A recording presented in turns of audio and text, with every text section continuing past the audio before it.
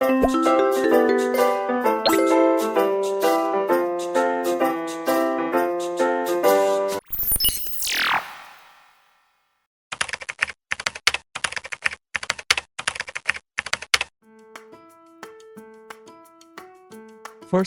remove the outside casing.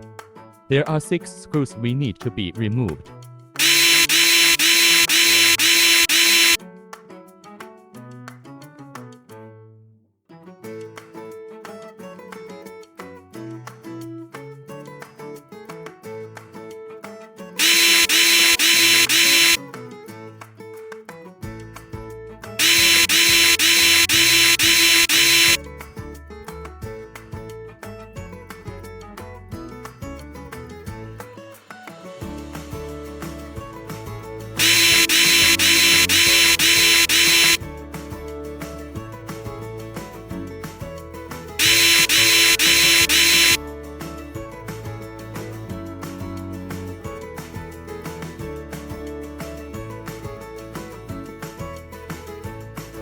Before installing the casing, it is necessary to apply red glue to the screws here.